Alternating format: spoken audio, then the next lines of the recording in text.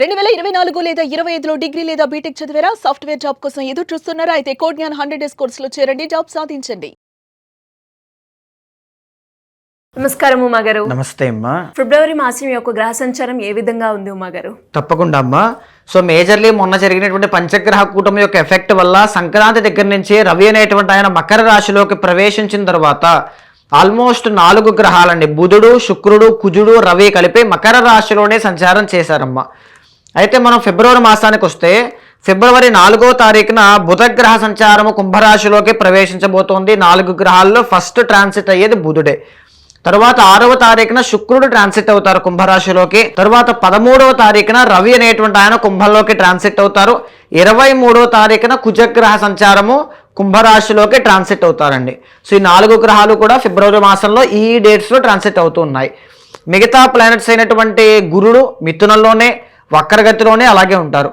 సింహంలో కేతు అలాగే ఉంటారు. రాహు అనేటువంటి ఆయన కుంభరాశిలో ఆల్రెడీ ఉన్నారు. మీనంలో శనిగ్రహ సంచారం అనేటువంటిది జరుగుతుంది. అండ్ అలాగే మనం మాట్లాడుకుంటే కన్యా రాశి వారికి ఫిబ్రవరి మాసంలో ఏ విధంగా ఉంటుంది? విద్యాపరంగా, ఆరోగ్యపరంగా, సంతాన పరంగా, విదేశీ పరంగా ఎలాంటి జాగ్రత్తలు తీసుకోవాలి అంటారు ఈ మాసం మొత్తం వారు? తప్పకుండా అమ్మా. కన్యా రాశి వాళ్ళకి ఏంటంటే 2025వ సంవత్సరంలో మనం చూసుకుంటే డిసెంబర్ 5వ తారీఖు దాకా, అంటే వీళ్ళకి నవంబర్ మాసం అంతా కూడా మనీ పరంగా కావచ్చు, రికగ్నైజేషన్ కానీ, జాబ్ ట్రయల్స్ కానీ అన్నీ అనుకూలించాయండి.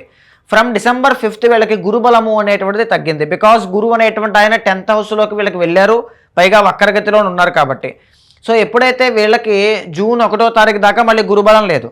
సో పైగా మొన్న జరిగిన పంచగ్రహ కూటమి యొక్క ఎఫెక్ట్ కూడా వీళ్ళకి పంచమ స్థానంలో పట్టింది. దాంట్లో శుక్రుడు మాత్రమే అనుకూలిస్తారు, బుధుడు కూడా పంచమంలో అనుకూలించారు. కానీ ఈ ఫిబ్రవరి మాసంలో వీళ్ళకి అనుకూలించేటువంటి గ్రహాలు 3 అండి. 6వ స్థానంలో బుధుడు, పంచమంలో అనుకూలించరు కానీ షష్టంలో అనుకూలిస్తారు. అంటే ఎప్పటి నుంచి అండి? 4వ తారీఖు దగ్గర నుంచి, ఫిబ్రవరి 4వ తారీఖు దగ్గర నుంచి కన్యా రాశికి అధిపతి అయినటువంటి లగ్న దశమాధిపతి అయిన బుధుడు అనుకూలించడం స్టార్ట్ చేస్తారు. దీనివల్ల ఏం జరుగుతుంది? కెరీర్ డెవలప్ అవ్వడం కానీ, ఎవరైతే బిజినెస్ ఫీల్డ్లో ఉంటారో వాళ్ళకి మంచి అభివృద్ధి లాభాలు అనేటువంటివి రావడం కానీ ఫిబ్రవరి 4వ తారీఖు నుంచి 26వ తారీఖు దాకా ఉంటాయి.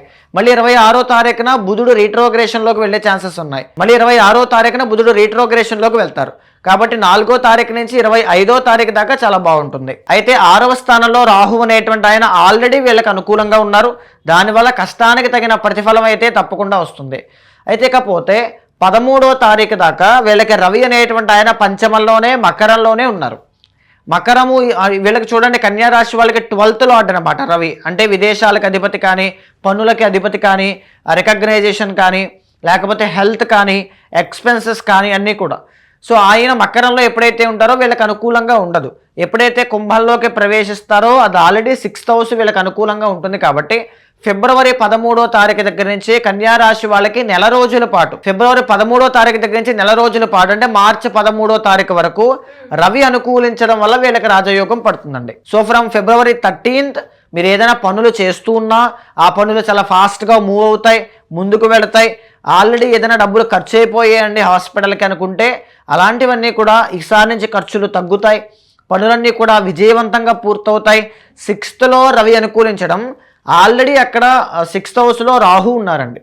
ఎవరైతే పదవి యోగం కోసం చూస్తున్నారో వాళ్ళకి తప్పకుండా పదవి అనేటువంటిది అనుకూలిస్తుంది, పేరు ప్రఖ్యాతులు పెరుగుతాయి. పైగా ఆ కుంభము అనేటువంటిది లాభం, భచక్రంలో లాభం అవుతుంది. కాబట్టి వీళ్ళకి ప్రాఫిట్స్ అనేటువంటివి, ఒక పక్క బుధుడు కెరీర్ లోడ్ అనుకూలిస్తున్నారు, ఒక పక్క రాహు అండ్ రవి ఇద్దరు అనుకూలిస్తున్నారు. ఇదేం చెప్తుంది అంటే ఏదో ఒక విధంగా బిగ్ మనీ అనేటువంటిది ఏదైనా రావడం కానీ, పనులు ఏదైనా ముఖ్యమైనవి పూర్తవడం కానీ ఇలాంటివి చెప్తూ ఉంటుంది. సో ఖచ్చితంగా ఫిబ్రవరి 13 తర్వాత నుంచి 25 లోపల ఏదైనా గుడ్ న్యూస్ వినేటువంటి అవకాశాలు కన్యారాశి వాళ్ళకి కనబడతాయమ్మా. ఇకపోతే కన్యారాశి వాళ్ళకి 5వ స్థానంలో శుక్రుడు అనుకూలిస్తారు కానీ 6వ స్థానంలో అనుకూలించరు. అంటే 6వ తారీఖు వరకు ఉన్నటువంటి శుక్రబలం 6వ తారీఖు దాటిన తర్వాత నుంచి వీళ్ళకు ఉండదు. సో వీళ్ళకి ఏంటి, ఎవరైతే క్రియేటివ్ ఫీల్డ్స్లో ఉంటారో సో వాళ్ళకి కొద్దిగా ఇబ్బందులు అనేటువంటివి ఎప్పటి నుంచి 6వ తారీఖు దాటిన తర్వాత నుంచి ఉంటాయి. దట్టు ఇంకొకటి ఏంటంటే కన్యారాశి వాళ్ళకి 2nd లార్డ్ శుక్రుడు, మళ్ళీ అక్కడ ఒక ఇబ్బంది. అక్కడ ఎలాంటి ఇబ్బంది? రావాల్సినటువంటి డబ్బులు 6వ తారీఖు దాటిన తర్వాత ఏదైనా స్వల్పంగా ఆగిపోవచ్చు. అంటే ఆల్మోస్ట్ పూర్తయ్యి పోస్ట్ పోన్ అవ్వడం, డిలే అవ్వడం, తర్వాత ఇస్తానని చెప్పడం, రావాల్సిన డబ్బులు వీళ్ళకు ఉంటాయి కానీ వీళ్ళ దాకా రాకపోవచ్చు. బికాజ్ శుక్రుడు అనేటువంటి ఆయన 6వ తారీఖు తర్వాత బాగాలేదు కాబట్టి. తర్వాత పంచమ స్థానంలో కుజగ్రహ సంచారము.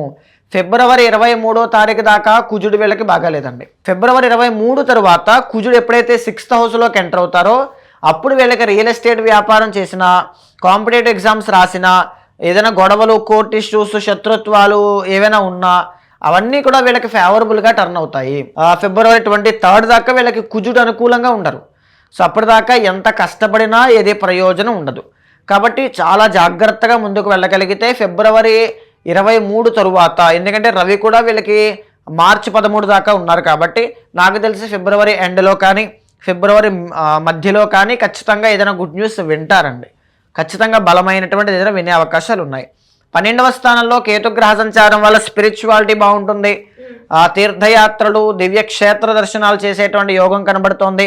వ్యాపారంలో విజయాలు అనేటువంటివి కూడా ఫిబ్రవరి మాసంలో కనబడుతున్నాయి అని చెప్పొచ్చమ్మా. అండ్ అదే విధంగా ఉమా గారు, ఈ ఫిబ్రవరి మాసంలో వీళ్ళకి ఏ రంగు బాగా కలిసి వస్తుందంటారు? ఫిబ్రవరి మాసంలో వీళ్ళకి బాగా కలిసి వచ్చేటువంటిది గ్రే కలర్, చాలా బాగుంటుందండి. కలిసి వచ్చే నెంబర్ 5 అనేటువంటిది చాలా బాగుంటుందమ్మా. కలిసి వచ్చే వారం బుధవారం, మంగళవారం చాలా బాగుంటాయండి. మీరు అన్నట్టుగానే ఇంకా ఎవరైనా కూడా అంటే వాళ్ళు ఏదైతే గ్రహాలు వీక్గా ఉన్నాయో వాటిని ఓవర్కమ్ చేయడానికి ప్రికాషన్స్ తీసుకోవాలి అంటే ఏ విధంగా ఉంటుందంటారు? ఎలాంటి పరిహారాలు చేసుకోవాలి? తప్పకుండా వీళ్ళకి ఏంటంటే అమ్మా, శుక్ర బలము అనేటువంటిది లేదు.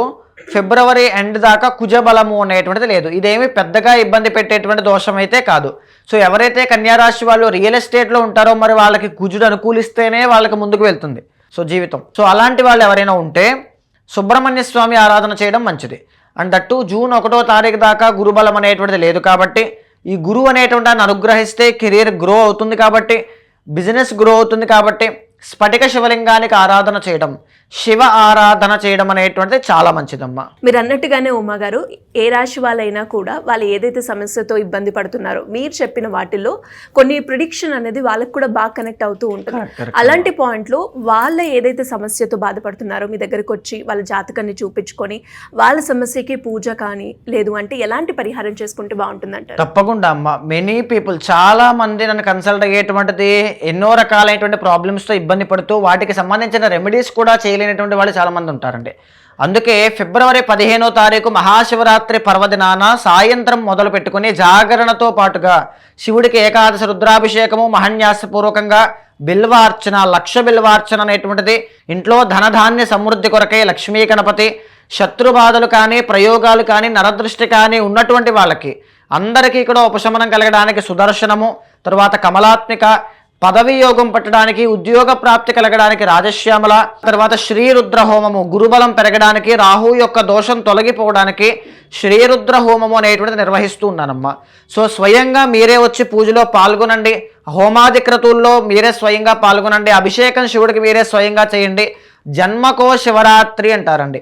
ఆ శివరాత్రి ఇదే కావచ్చు. ఈ శివరాత్రి తర్వాత మీ జీవితంలో ఎన్నో మార్పులు అనేటువంటివి సంభవిస్తాయి.